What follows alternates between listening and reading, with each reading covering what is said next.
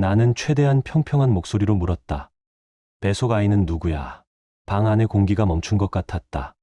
지연은 눈을 감았다 뜨더니 낮게 말했다. 정영훈 아이야. 그날 조수석 매트 밑에서 처음 사진이 튀어나오지 않았다면 나는 아직도 아이 이름을 고민하며 내 것이 아닌 아이의 초음파 사진을 지갑에 넣고 다니고 있었을지 모른다. 결말은 당신의 기대를 완전히 뒤흔들 수도 있습니다. 여러분의 생각은 감정에 있습니까? 댓글로 남겨주세요. 구독과 좋아요도 잊지 마세요. 방탐정의 더블 파일과 함께 더 크고 흥미로운 이야기를 속으로 떠나보세요. 나는 서울에 사는 48살 이준호다.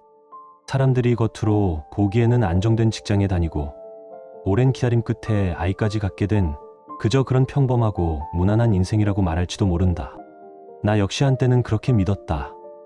내가 쌓아 올린 30해가 넘는 시간이 적어도 가정 안에서는 무너지지 않을 거라고 생각했다. 지금부터 들려줄 이야기는 그 믿음이 어떻게 무너졌는지에 대한 기록이다. 아내를 탓하기 위해서만도 아니고 나를 미워하기 위해서도 아니다. 내가 어디서 눈을 감았고 무엇을 보지 않으려 했는지 그 모든 걸 숨기지 않고 적어두려는 마음에서 시작된 이야기다. 나는 대기업 전략기획팀에서 부장으로 일하고 있다. 회의실과 보고서, 숫자와 이메일 사이에서 하루를 보내고 때로는 사람보다 성과를 먼저 보는 자리에 오래 앉아 있었다. 그런데도 집에 돌아오면 나는 다른 사람이 되고 싶었다. 거칠게 돌아가는 세상과 달리 집 안만큼은 조용하고 단순했으면 했다. 아내와 밥을 먹고 소파에 앉아 TV를 보다가 잠들고 주말이면 마트를 함께 다니는 그런 생활이면 충분하다고 생각했다. 올해 나는 48, 아내 서지연은 42이다. 결혼한 지 3년이 넘도록 아이 소식이 없었다. 검사를 받고 생활 습관을 바꾸고 서로에게 미안한 소리를 하면서 버텼다. 담배를 끊은 것도 술자리를 줄인 것도 회식 대신 곧장 집으로 돌아온 것도 다 그 때문이었다. 그렇게 2년을 보냈고 어느 순간 우리는 농담처럼 안 되면 그냥 둘이 사는 거지 뭐라고 말하면서도 속으로는 포기하지 못하고 있었다. 임신 소식을 들은 건 그런 말을 입에 달고 살던 어느 겨울 아침이었다. 산부인과에서 작은 심장 소리가 스피커로 흘러나오던 순간 나는 입을 다물 수가 없었다. 의사가 무심하게 심장 잘 뛰네요라고 말했을 때 나는 그저 고개만 끄덕였고 병원을 나와 차에 타서야 겨우 숨을 돌렸다. 드디어 아빠가 된다는 사실이 실감이 나지 않아 한동안 운전대를 잡은 손이 떨렸다. 지연은 다니던 화장품 회사에서 육아휴직을 냈다. 마케팅팀에서 브랜드를 맡아 바쁘게 뛰어다니던 사람이었지만 임신 5개월이 지나면서 입덧이 심해져 회사와 상의 끝에 일찍 쉬기로 했다. 나는 그 결정을 존중했고 대신 더 벌고 더 챙기면 된다고 생각했다. 그 즈음 내 하루는 조금씩 바뀌기 시작했다. 아침 7시 정각에 눈을 뜨면 가장 먼저 주방으로 나갔다. 임신 7개월 차에 접어든 아내를 위해 엽산이 많은 시금치와 단백질을 보충할 수 있는 달걀을 넣어 볶음밥을 만들었다. 가끔은 흑임자죽을 끓이고 과일을 잘라서 작은 접시에 가지런히 올려두기도 했다. 출근 시간은 그대로였지만 나는 더 일찍 일어나 아침을 차리는 사람으로 변해 있었다. 주말이면 일주일 치 반찬을 미리 만들어 한쪽 냉장고 칸을 꽉 채워두었다. 된장국, 미역국, 조림 몇 가지, 나물 반찬이 줄을 섰고 그 옆에는 임산부용 비타민과 철분제가 반듯하게 놓여 있었다. 마트에서 영양제를 고를 때면 한참 동안 성분표를 들여다보며 고민했다. 최고의 제품을 찾는 일에 이토록 집착한 적이 있었나 싶을 정도였다. 아이 방도 직접 꾸몄다. 온라인 쇼핑몰을 뒤져 베이비 블루 색의 벽지를 고르고 원목 아기 침대를 주문했다. 성별은 아직 알지 못했지만 나는 괜히 지연을 닮은 딸아이를 떠올렸다. 조금 예민하지만 눈매가 또렷한 아이, 나보다는 아내 쪽을 더 닮았으면 좋겠다고 생각했다. 밤이 되면 나는 지연의 배에 손을 얹고 동화를 읽어주었다. 콩쥐팥쥐나 흥부전 같은 전래 동화를 천천히 읽어 내려가면서 이 아이만은 어른들 실수 때문에 상처받지 않는 삶을 살았으면 좋겠다고 속으로 빌었다. 지연이 피곤하다며 먼저 잠들어 버리는 날에도 나는 혼자 끝까지 책장을 넘겼다. 마지막 문장을 다 읽고 나서야 불을 끄고 잠깐 동안 조용히 배 위에 올린 손에 힘을 빼곤 했다.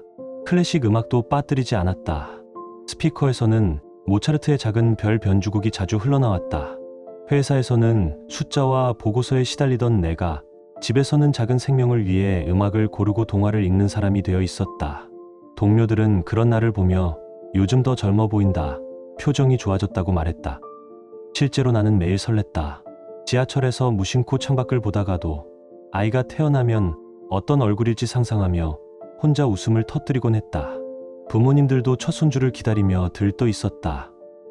어머니는 손뜨개로 아기 옷을 만들겠다고 털실 가게를 몇 번이나 다녀오셨고, 아버지는 교육 자금을 따로 모아두겠다며 통장을 하나 더 만들었다.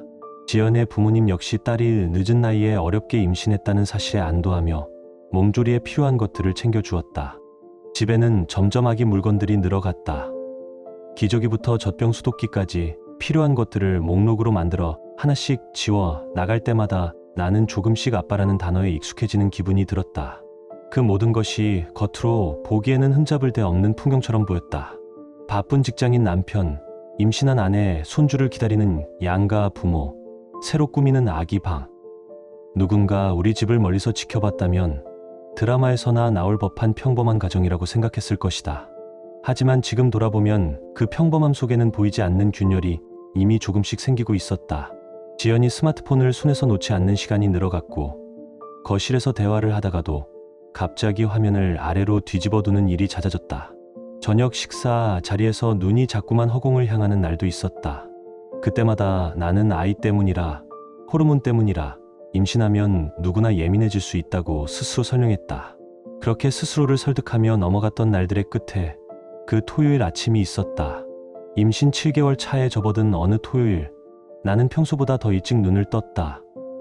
옆에서 자고 있는 지연의 숨소리를 한동안 바라보다가 조용히 침대를 빠져나왔다. 그날은 마음속에서 몇 번이나 미뤄두었던 일을 드디어 해보기로 한 날이었다. 그때 나는 아직 몰랐다. 그 작은 결심이 내가 믿고 있던 모든 것을 뒤집어 놓게 될 줄은. 나는 그날 아침 이상하리만큼 이른 시간에 눈이 떠졌다. 출산일이 얼마 남지 않아 그런지 머릿속이 복잡했다. 곧 세상에 나올 새 생명을 위해 지연이 타고 다니는 흰색 차를 깨끗이 청소해주고 싶다는 생각이 들었다. 아무리 작은 먼지라도 아기를 태울 공간에는 어울리지 않을 것 같았다. 나는 열쇠를 챙겨 지하 주차장으로 내려갔다. 겨울 공기가 싸늘하게 피부에 닿았고 차의 표면에는 희미한 먼지가 앉아 있었다. 지연은 평소 차에 신경을 쓰는 편이 아니었다. 운전석 주변에는 늘 화장품 샘플과 쇼핑백이 쌓여 있었고, 트렁크에는 아기 용품들이 뒤섞여 있었다. 나는 진공청소기를 켜고 시트를 걷어내며 먼지를 빨아들였다. 차량 내부를 닦을수록 묘하게 마음이 편해졌다. 새 생명을 맞을 준비를 하는 아빠의 마음이 그랬을 것이다. 조수석 매트를 들어 올리려던 순간 무언가 얇은 종이장이 미끄러져 나와 바닥에 떨어졌다. 나는 무심코 그것을 집어들었다. 처음에는 단순히 영수증이나 광고지겠거니 했다. 하지만 사진이었다. 그 한 장의 사진이 내 인생을 송두리째 갈라놓을 거라고는 그때까지는 상상도 하지 못했다. 사진 속에는 만삭의 지연이 있었다.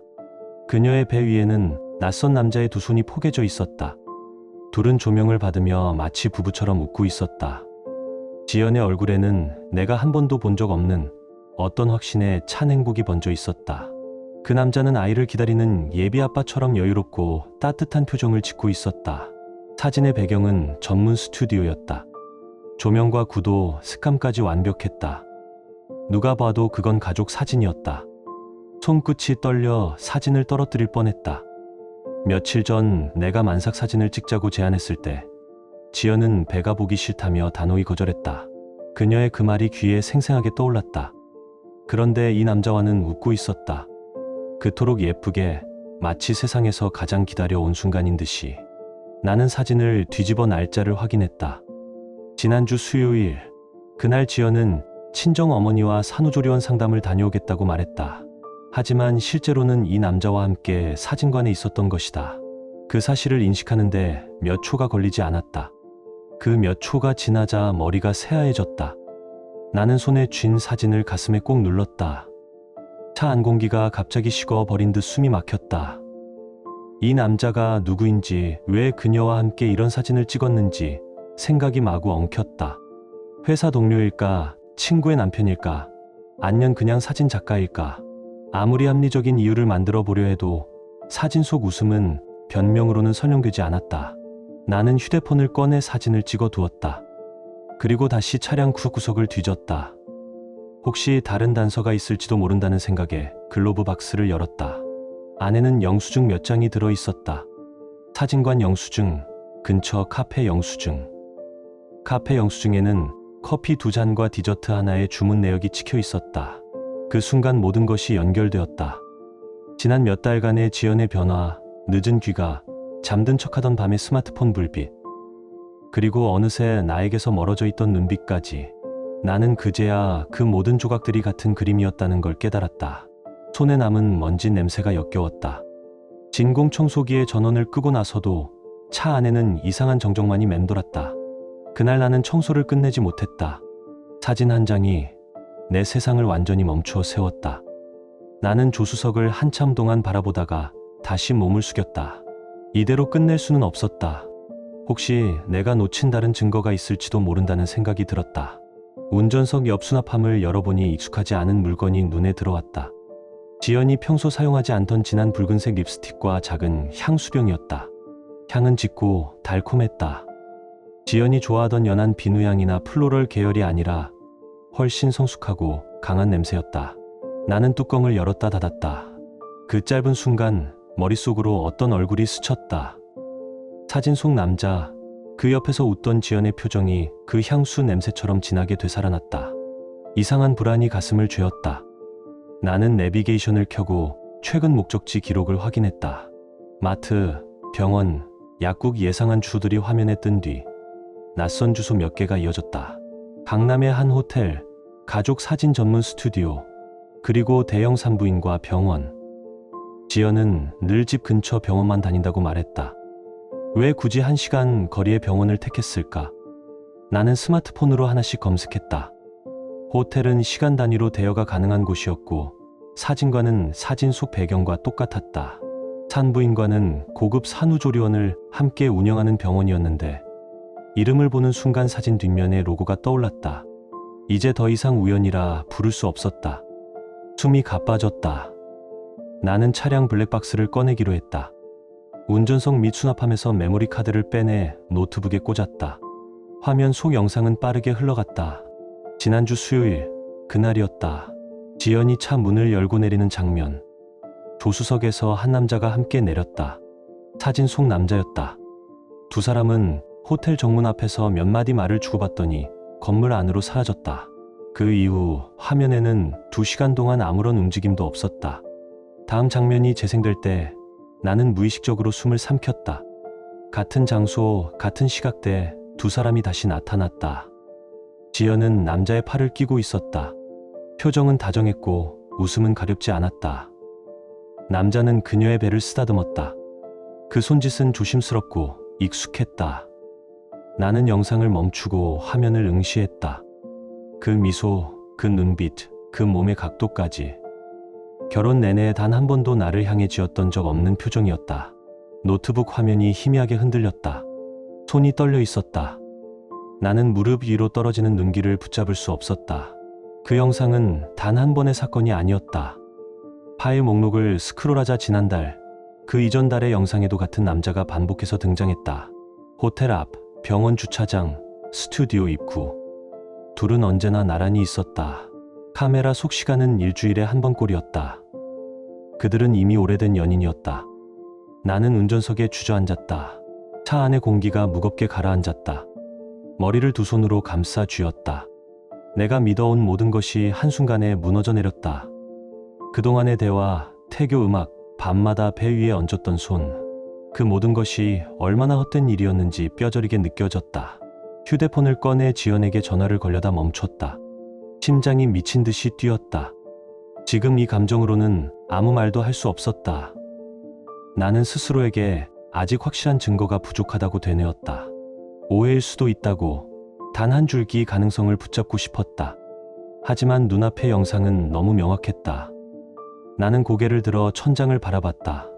어쩌면 나는 그동안 지연이 변해가는 모습을 똑똑히 보면서도 보지 않으려 했던 건 아닐까.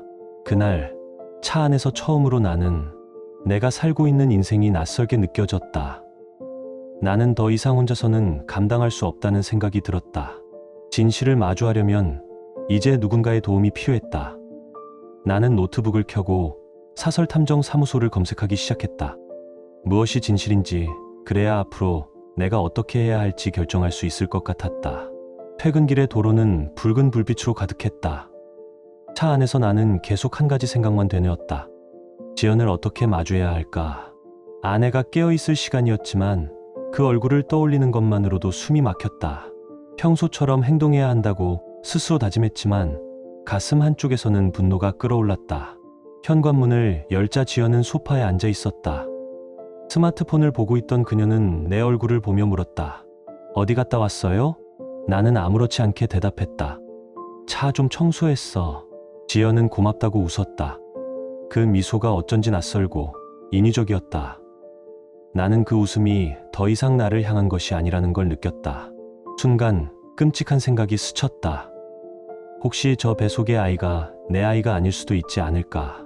결혼 3년 동안 관계가 많지 않았고 임신 시기를 계산해보면 이상했다. 그 시기엔 서로 멀어져 있었고 지연은 자주 외출했다. 임신 소식을 들었을 때 느꼈던 그 기적의 감정이 지금은 차가운 의심으로 변해버렸다. 지연이 화장실로 향하자 나는 무심코 그녀의 스마트폰을 집어들었다. 비밀번호가 걸려 있었다. 하지만 알림창엔 낯선 이름이 보였다. 영훈. 지연의 지인 중에는 그런 이름의 사람이 없었다. 손끝이 떨렸다. 나는 휴대폰을 제자리로 내려놓았다. 그날 밤 나는 잠을 이루지 못했다. 지연은 평소처럼 일찍 잠들었지만 나는 천장을 바라보며 생각을 정리하려 했다. 만약 그 아이가 내 아이가 아니라면 나는 어떻게 해야 할까? 머릿속이 하얘졌다. 월요일 아침 출근길이 유난히 멀게 느껴졌다. 회의실에서도 아무 소리도 들리지 않았다. 동료가 무슨 말을 해도 귀에 들어오지 않았다.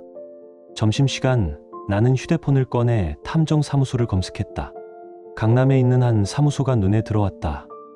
불륜 조사 전문. 짧고 냉정한 문구였다. 퇴근 후 나는 그곳으로 향했다. 사무소는 예상보다 깔끔했고 벽에는 의뢰 사례들이 빼곡히 붙어 있었다. 대표는 40 중반쯤 되어 보이는 남자였다. 그는 내 이야기를 조용히 듣고는 이렇게 말했다. 요즘 이런 일 많습니다. 하지만 증거는 냉정해야 합니다.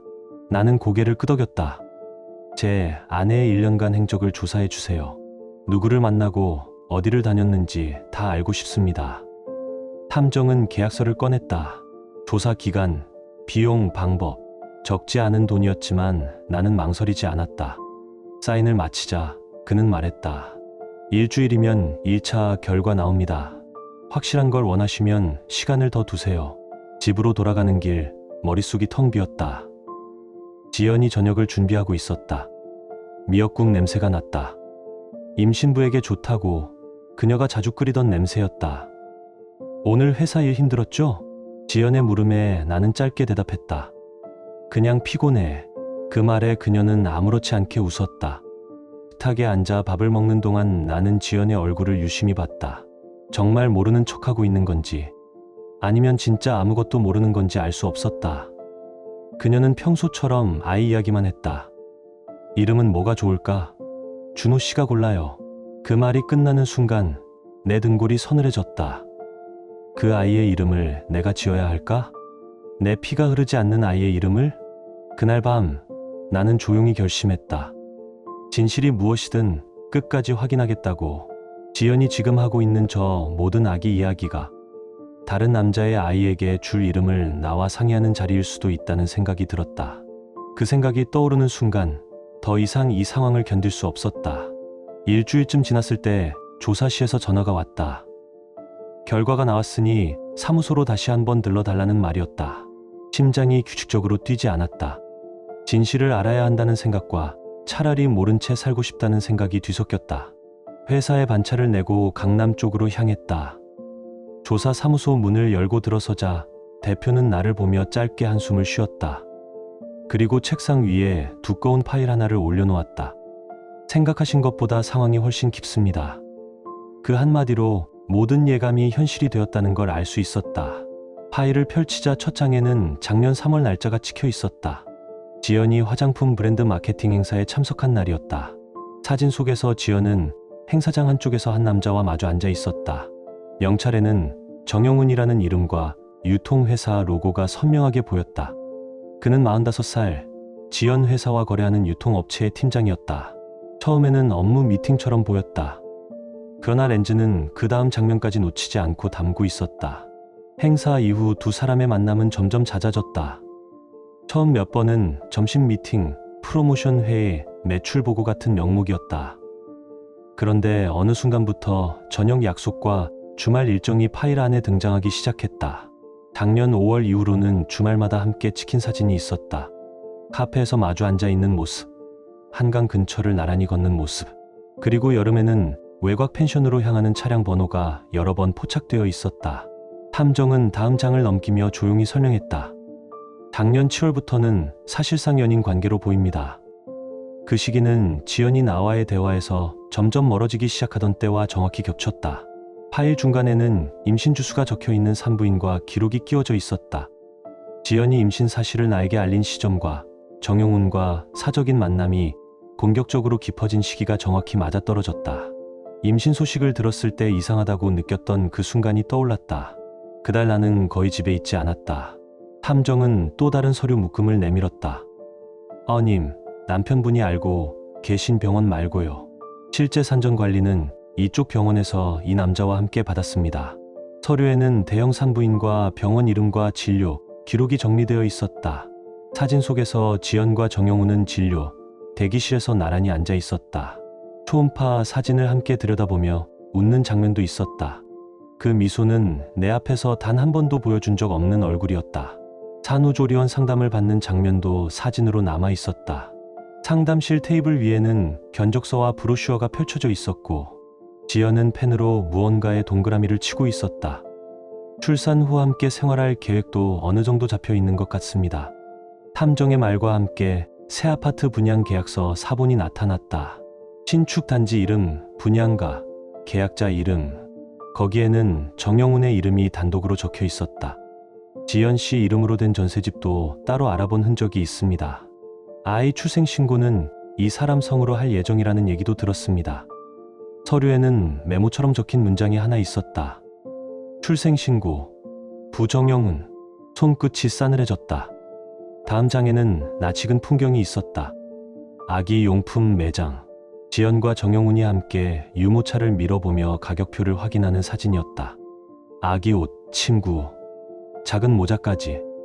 둘은 마치 오래된 부부처럼 자연스럽게 의견을 나누고 있었다. 이름을 짓기 위해 장명소를 찾은 날의 사진도 있었다. 오래된 건물 3층 문 옆 간판에는 장명 상담이라는 글자가 선명했다. 서류 파일 속에는 그날 상담을 받았다는 기록이 날짜와 함께 적혀 있었다. 숨이 막혀왔다. 마지막으로 넘긴 장에는 낯설면서도 익숙한 얼굴들이 있었다. 정영훈의 부모였다. 식탁 위에는 반찬이 가지런히 놓여 있었고 그 옆에서 지연은 마치 오래전부터 그 집 며느리였던 사람처럼 자연스럽게 앉아 있었다. 정영훈의 어머니는 지연의 배에 손을 얹고 있었다. 사진 속 눈빛은 손자를 기다리는 사람의 얼굴이었다. 남자 쪽 집에서도 이미 손주로 받아들이고 있습니다. 탐정은 담담하게 설명했지만 그 말 한 줄이 내 귀에는 칼날처럼 꽂혔다. 몇 장 뒤에는 또 다른 사진이 있었다. 이번에는 지연의 친정집 거실이었다. 정영훈이 지연의 부모와 함께 앉아 있었다. 지연의 아버지는 술잔을 기울이며 웃고 있었고 어머니는 상위 반찬을 정성스럽게 챙겨주고 있었다. 친정 쪽도 이 사람을 사실상 사위로 대하는 분위기였습니다. 최근 몇 달간 여러 차례 왕래한 기록이 있고요. 나는 그 자리에서 아무 말도 할 수 없었다. 모두가 알고 있었다. 정영훈도, 그의 부모도, 지연의 부모도, 심지어 몇몇 지인들까지 새로운 가족 구성을 전제로 움직이고 있었다. 나만 빼고 나는 의자 등받이에 몸을 기댔다. 숨이 깊게 빠져나갔다. 지난 1년 동안 내가 얼마나 우스운 삶을 살고 있었는지 그제야 또렷하게 보였다. 지연이 늦게 들어오던 날들, 스마트폰을 손에서 놓지 않던 시간들. 그 모든 것에 이유가 있었다. 탐정이 조용히 물었다. 이제 어떻게 하시겠습니까? 법적 대응을 원하시면 저희 쪽에서 도와드릴 수 있습니다. 집으로 돌아오는 길에 나는 이미 결심을 마친 상태였다. 이제 더 이상 아무것도 모르는 척 웃어줄 자신이 없었다. 현관문을 열자 거실 불이 켜져 있었다. 지연은 임신부용 쿠션을 등에 대고 소파에 기대 앉아 텔레비전을 보고 있었다. 따뜻한 조명 아래 배를 감싸 쥐고 있는 손이 평화롭게 보였다. 왔어요? 오늘 하루 어땠어요? 지연은 늘 그랬듯이 웃으며 물었다. 그 웃음이 예전에는 집에 돌아온 나를 맞아주는 인사처럼 느껴졌는데 지금은 내가 끼어들 틈이 없는 다른 삶의 연장선처럼 보였다. 나는 대답 대신 서류 가방을 열었다. 함정사무소에서 받아온 두꺼운 파일을 꺼내 거실 테이블 위에 올려놓았다. 서류 표지가 나무 위에 부딪히는 소리가 이상하게 크게 들렸다. 지연의 시선이 천천히 파일로 내려갔다. 이게 뭐예요? 나는 대답하지 않고 파일을 펼쳤다. 그 안에서 만삭 사진 한 장을 꺼내 지연 앞으로 밀어놓았다. 사진을 보는 순간 지연의 얼굴이 순식간에 하얗게 질렸다. 손이 가렵게 떨렸고 입술이 제대로 다물리지 않았다. 나는 최대한 평평한 목소리로 물었다. 이건 뭐야? 지연은 대답하지 못했다. 눈동자만 사진과 나 사이를 오갔다. 나는 또 다른 장을 꺼냈다. 호텔 앞에서 함께 걷는 둘의 모습. 산부인과 대기실에서 나란히 앉아 초음파 사진을 보는 장면. 정영훈의 부모와 함께 식탁에 둘러앉은 사진. 지연의 친정집 거실에서 네 사람이 마주 앉아 웃고 있는 사진. 그 모든 것을 테이블 위에 조용히 펼쳐놓았다. 지연의 안색은 점점 더 창백해졌다. 숨소리가 거칠어지더니 결국 눈물이 턱끝에서 떨어졌다. 나는 여전히 감정을 드러내지 않으려 애썼다. 설명해. 짧은 한마디였다. 그러나 방 안에는 그 말 한 줄만 떠다니는 것처럼 느껴졌다. 지연은 고개를 숙인 채 한참을 울기만 했다. 벽시계의 초침 소리가 똑딱거리며 시간을 잘랐다. 나는 의자에 앉아 그녀를 바라보며 기다렸다. 최소한 입으로라도 진실을 인정하는 말을 듣고 싶었다. 얼마나 시간이 흘렀는지 알 수 없었다. 지연이 겨우 입을 열었다. 미안해. 첫 마디는 그랬다. 정말 미안해. 나도 이렇게까지 될 줄은. 그러나 내가 듣고 싶은 건 미안하다는 말이 아니었다. 나는 다시 물었다. 언제부터야? 왜 그랬어? 지연은 눈물을 닦으며 떨리는 목소리로 말했다. 작년부터였다고. 처음에는 정말 업무 때문에 만나기 시작했다고 했다. 행사 준비하고 매출 이야기하고 캠페인 아이디어를 나누다 보니 자신도 모르게 감정이 생겼다고 했다. 준호 씨랑 있을 때는 아무리 노력해도 설레지가 않았어. 그녀는 숨을 고르며 말을 이었다. 사랑하려고 노력은 했는데 마음이 자꾸 다른 데를 보더라고. 영훈 씨는 나를 특별하게 봐줬어. 내 말을 끝까지 들어주고 내가 얼마나 힘들었는지 알아주는 사람 같았어. 나는 얼굴, 근육 하나도 움직이지 않으려 했다. 안간힘을 쓰지 않으면 바로 무너질 것 같았다. 그래서 나는 입술을 다물었다가 다시 열었다. 뱃속 아이는 누구야? 방 안의 공기가 멈춘 것 같았다. 지연은 눈을 감았다 뜨더니 낮게 말했다. 정영훈 아이야. 그 순간 모든 소리가 멀어지는 것 같았다. 지난 몇 달 동안 내가 읽어준 동화, 손으로 어루만졌던 배, 아기 옷을 고르며 웃었던 순간들이 한꺼번에 떠올랐다가 검은 물 위로 가라앉듯 사라졌다. 나는 깊게 숨을 들이쉬고 내쉬었다. 지연은 계속해서 말을 이어갔다. 영훈 씨랑 새로운 삶을 시작하고 싶었어. 다 준비해놨어. 아이 태어나면 그 사람하고 같이, 그 집에서. 준호 씨한테는 정말 미안하지만 더는. 그녀의 말은 끝까지 이어지지 못했다. 목이 메인 건지 더 이상 말을 붙일 용기가 없었던 건지 알 수 없었다. 나는 그저 조용히 그녀를 바라보고 있었다. 지연은 한동안 말을 잇지 못하다가 겨우 입을 열었다. 이제 더는 거짓말하면서 살고 싶지 않아. 그 말이 끝날 때까지 나는 가만히 기다렸다. 눈물, 변명, 후회 같은 것들이 뒤섞인 목소리였지만 이미 나에게 중요한 건 그게 아니었다. 나는 조용히 자리에서 일어났다. 좋아. 단 한마디만 내뱉고 잠시 숨을 골랐다. 내 선택 존중할게. 지연의 눈이 잠깐 흔들렸다. 그녀가 무언가를 더 말하려는 순간 나는 덧붙였다. 대신 그에 대한 대가는 받아야지. 지연은 무슨 뜻인지 이해하지 못한 듯 멍하니 나를 바라봤다. 내일부터 변호사 만나러 갈 거야. 나는 차분하게 말을 이었다. 이혼 소송이랑 상간자 소송 둘 다 준비할 거고 1년 동안 나를 속인 값 내가 선택한 사람하고 같이 제대로 치르게 될 거야. 그제야 지연의 얼굴에서 피가 가셨다. 그녀는 급히 고개를 저으며 뭐라고 중얼거렸지만 이미 돌이킬 수 있는 선은 한참 전에 넘었다. 나는 짧게 말을 덧붙였다. 오늘부터는 같은 집에서 자고 싶지 않아. 침실로 향하자 지연이 뒤에서 팔을 붙잡았다. 잠깐만, 준호 씨 그렇게까지 안 해도. 나는 그 손을 천천히 떼어냈다. 옷 몇 벌과 서류, 노트북을 가방에 넣으면서 한마디 했다. 이 정도로 끝내줄 생각도 없어. 그날 밤 나는 집을 나왔다. 결혼 이후 처음으로 혼자서 다른 곳에서 잠을 청했다. 다음 날 아침 나는 회사에 연차를 내고 법무법인을 찾았다. 인터넷으로 가사 사건을 전문으로 하는 곳을 골랐고 예약 시간에 맞춰 조용히 문을 열고 들어갔다. 사무실 안에는 책장이 벽을 가득 메우고 있었다. 40 후반쯤 되어 보이는 변호사가 일어나 나를 맞았다. 오경석 변호사입니다. 나는 인사를 나눈 뒤 가방에서 탐정이 정리해준 파일을 꺼냈다. 사진, 블랙박스 캡처, 내비게이션 기록, 호텔 출입 기록까지 정리된 모든 자료를 책상 위에 펼쳐놓았다. 오 변호사는 한 장씩 넘겨보더니 낮게 감탄했다. 이 정도면 증거로는 완벽합니다. 그는 법적 절차를 차분하게 설명해 주었다. 이혼 소송과 상간자 소송을 동시에 진행할 수 있고 특히 상간자 소송에서는 상당한 위자료를 청구할 수 있다고 했다. 배우자가 1년 넘게 불륜을 지속했고 그 과정에서 다른 남자의 아이를 임신한 상황이면 법원에서도 가볍게 보지 않습니다. 나는 한 가지를 더 요청했다. DNA 검사도 진행하고 싶습니다. 지연이 그 사람 아이라고 말하긴 했지만 법적으로 확실히 해두고 싶어요. 오 변호사는 당연하다는 듯 고개를 끄덕였다. 출산 직후 바로 진행하시죠.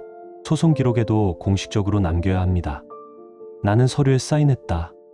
이제 이 일은 감정이 아니라 절차와 기록의 영역으로 넘어갔다. 소송 준비를 하면서 나는 정영훈의 이력을 더 깊게 파고들었다.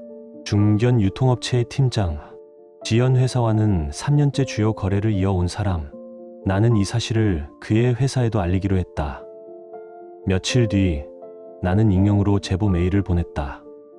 거래처 직원과의 부적절한 관계, 업무와 연관된 자리에서 사적인 만남을 이어온 기록, 그리고 그를 입증할 수 있는 사진과 자료 일부를 첨부했다. 회사 입장에서 이는 단순한 사생활 문제가 아니었다. 거래처와의 신뢰와 직결되는 사안이었다. 정영훈의 회사는 즉시 내부 조사를 시작했다. 지연이 다니던 회사에도 사실 확인을 요청했다. 양쪽 모두 직원의 사적인 관계가 업무에 악영향을 미치는 것을 원치 않았다. 더구나 기혼자와의 불륜이라는 점에서 사안은 무겁게 다뤄졌다. 일주일도 되지 않아 파장이 드러나기 시작했다. 정영훈의 회사는 그를 지방지사로 발령 내기로 결정했다. 거래처와의 관계를 의식해 당장 해고하지는 않았지만 승진 가능성은 사실상 끝난 것이나 다름없었다. 급여 역시 큰 폭으로 줄어들었다. 지연의 회사도 조용하지 않았다. 육아휴직 중이었지만 이미 소문은 빠르게 퍼지고 있었다. 복직은 힘들 거다. 회사 이미지 때문에라도 받아들이기 어렵다. 동료들 사이에서 그런 말들이 오갔다. 업계의 특성상 한번 돌기 시작한 소문은 금방 퍼진다. 그녀는 복직은커녕 다른 회사로 옮기기도 힘든 처지가 되어갔다. 더 큰 문제는 두 회사 간의 계약 관계였다. 정영훈이 다니는 회사에서는 지연의 회사와 유지해 온 수억 원 규모의 계약을 재검토하기 시작했다. 신뢰가 깨진 상황에서 계속 거래를 이어가는 건 리스크가 너무 크다는 판단이었다. 지연은 회사로부터 연락을 받고서야 사태의 크기를 체감하기 시작했다. 임신한 몸으로 백지가 되어 버린 이력서를 떠올리며 그제야 울기 시작한 사람은 더 이상 나가 아니었다. 지방 발령이 떨어진 정영훈 역시 마찬가지였다. 연봉은 줄었고 승진길은 막혔고 앞으로의 경력은 문제 있는 직원이라는 꼬리표와 함께 기록될 것이다. 둘이 함께 꿈꿨던 새로운 삶은 시작도 하기 전에 금이 가기 시작했다. 지연과 정영훈이 함께 세우려던 계획은 끝내 현실 앞에서 무너졌다. 둘은 함께 살겠다고 결심했지만 경제적 여건은 너무나 막막했다. 정영훈의 월급은 지방지사 근무로 크게 줄었고 지연은 복직은커녕 업계 전체에서 신뢰를 잃은 상태였다. 임신한 몸으로는 새로운 일자리를 찾을 수도 없었다. 그들이 만든 세계는 그렇게 빠르게 무너지고 있었다. 그 소식을 들었을 때 내 마음은 복잡했다. 한쪽에서는 분명 통쾌함이 밀려왔지만 다른 한쪽에서는 이상한 공허함이 있었다. 그들이 치르는 대가를 보면서도 내 상처가 나아지는 건 아니었다.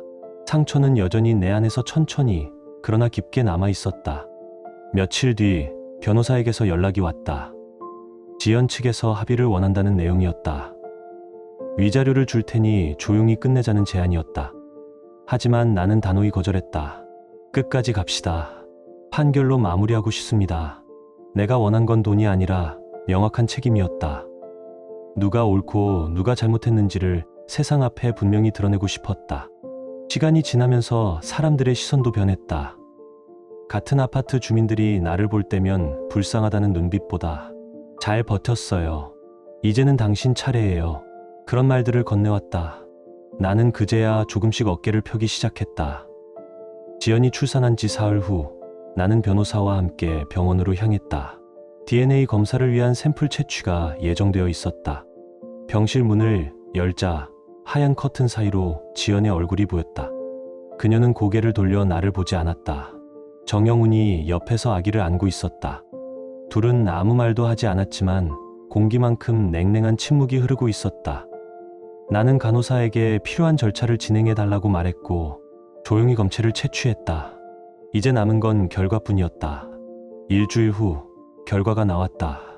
예상했던 대로 친자 관계는 성립되지 않았다.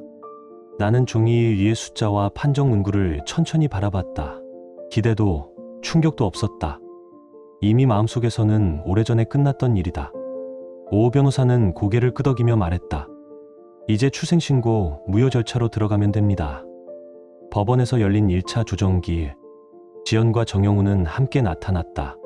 지연은 출산 후라 얼굴이 많이 수척해 있었고 정영훈 역시 지방 근무의 스트레스가 묻어나는 어두운 얼굴이었다. 둘 다 나를 제대로 쳐다보지 못했다. 조정석에서 지연은 또다시 고개를 숙였다. 정말 미안해요. 한 번만 용서해 주세요. 목소리가 흔들렸지만 나는 감정이 흔들리지 않았다. 이제 눈물은 아무런 의미가 없었다. 저는 감정으로 판단하지 않습니다. 나는 조용히 말했다. 절차대로 진행할 겁니다. 결국 조정은 결렬되었고 본격적인 재판으로 이어졌다. 법정에서는 모든 증거가 공개되었다. 탐정이 모아둔 사진들, 블랙박스 영상, 메신저 기록, GPS 데이터까지. 판사는 서류를 넘기며 고개를 저었다. 이 정도면 거의 계획적인 수준이네요. 지연과 정영훈의 변호사들은 변명조차 하지 못했다. 재판은 길지 않았다. 최종 판결이 내려졌다. 이혼이 정식으로 인정되었고 지연은 나에게 위자료 5천만 원, 정영훈은 상간자 위자료 3천만 원을 지급하라는 판결이었다. 그리고 아이의 출생신고는 무효로 확정되었다. 그 아이는 법적으로도 더 이상 내 아이가 아니었다. 법정을 나서는 길, 나는 묘한 감정을 느꼈다. 이긴 것 같지도 졌다고 느껴지지도 않았다. 그저 모든 것이 끝났다는 실감만이 남았다. 3년의 결혼이 이렇게 한 문장으로 정리될 줄은 몰랐다. 집으로 돌아와 나는 천천히 지연의 흔적을 정리했다. 그녀가 쓰던 컵, 책, 향수, 화장대 위에 사진 한 장까지 모든 걸 박스에 담아 베란다 구석에 밀어 넣었다. 그날 밤 나는 한참 동안 창밖을 바라봤다. 차가운 서울의 겨울바람이 유리창을 스쳤다.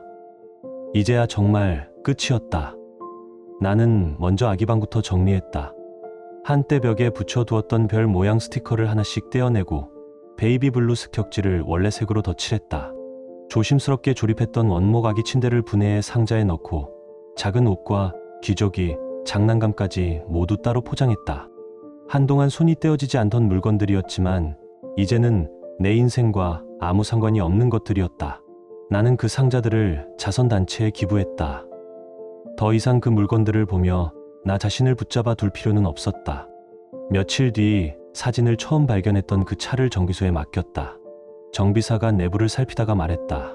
차 안을 정말 깨끗이 관리하셨네요. 나는 짧게 웃으며 대답했다. 진실을 찾으려고 구석구석 닦아냈거든요. 그 말은 농담처럼 들렸지만 나에게는 사실 그대로였다. 시간이 지나면서 내 일상도 조금씩 달라졌다. 회사에서는 업무에 더 집중할 수 있게 되었고, 동료들은 예전보다 표정이 편안해졌다고 말했다. 주말이면 혼자 산에 오르거나 카페에서 책을 읽으며 시간을 보냈다. 숨이 가빠지던 시절이 지나가고 비로소 마음의 여백이라는 것이 생겼다. 가끔 둘에 대한 소식이 들려왔다. 지방으로 내려가 함께 살고 있지만 형편이 넉넉하지 않다는 이야기였다. 줄어든 월급으로 아이까지 키우려니 빠듯하다는 말도 전해졌다. 하지만 이제 그런 이야기를 들어도 특별한 감정은 들지 않았다. 그들이 선택한 길이고 그 길의 끝을 감당하는 것도 결국 그들의 몫이었다. 나는 더 이상 그들의 인생과 얽혀 있지 않았다. 어느 토요일 오후 나는 혼자 카페 창가 자리에 앉아 있었다. 유모차를 미는 부부와 아이의 손을 잡고 걷는 부모들이 창밖을 지나갔다. 나는 그 모습을 조용히 바라보며 생각했다. 언젠가는 나도 누군가와 함께 저 풍경 속에 설 수 있을까? 이제는 잘 모르겠지만 서두를 필요는 없다는 것도 알고 있었다. 이번 일을 겪으며 나는 많은 것을 배웠다. 사랑도 중요하지만 사랑이라는 말보다 그 밑을 바치는 신뢰가 더 중요하다는 것. 누군가를 맹목적으로 믿기만 하면 언젠가 그 믿음이 나를 찌를 수도 있다는 것. 현실을 보지 않으려 눈을 감는다고 해서 진실이 사라지는 건 아니라는 것도. 나는 스마트폰을 꺼내 사진첩을 넘겼다. 몇 달 전 차 안을 청소하던 날이 떠올랐다. 조수석 매트 밑에서 튀어나온 사진 한 장이 내 인생을 완전히 바꾸어 놓았다. 진실은 생각보다 가까운 곳에 숨어 있었고 나는 그 사실을 너무 늦게야 알았다. 이제 나는 새로운 삶을 시작해도 좋겠다는 생각이 들었다. 상처는 완전히 사라지지 않았지만 더 이상 피 흘리지는 않았다. 앞으로 언젠가 다시 누군가를 만나게 되더라도 거짓된 말에 속지 않겠다고 다짐했다. 진실을 향해 서 있는 사람과만 함께 서 있겠다고 마음속으로 약속했다. 해가 서서히 기울어가는 카페 창가에서 나는 조용히 혼잣말을 했다. 차 안에 숨어있던 진실을 찾아냈으니 이제 남은 건 내 안에 남은 거짓까지 닦아내는 일뿐이겠지. 나는 빈 컵을 들어 올렸다가 내려놓으며 생각했다. 앞으로는 눈을 감지 않고 외면하지 않고 진실이 불편하더라도 정면으로 바라보며 살아가겠다고. 그렇게 다짐하는 순간 서울의 저녁 공기가 조금은 덜 차갑게 느껴졌다. 지금 당신의 마음은 어떤가요? 이야기를 읽으며 떠오른 감정이나 생각이 있다면 댓글로 나눠주세요. 당신의 진심 어린 한마디가 누군가에겐 큰 위로가 될 수 있습니다. 이 짧은 이야기 속에 작은 온기나 있고 진행 감정 하나라도 담겨 있었다면 그것만으로 이 이야기는 충분히 의미 있는 시간이었을 거예요. 좋아요와 구독 그리고 공유는 이런 따뜻한 이야기가 더 많은 사람의 하루에 조용히 스며들 수 있는 힘이 됩니다. 함께 해주셔서 고맙습니다. 당신의 하루에도 조용한 평안과 따뜻한 사람이 함께하길 진심으로 바랍니다.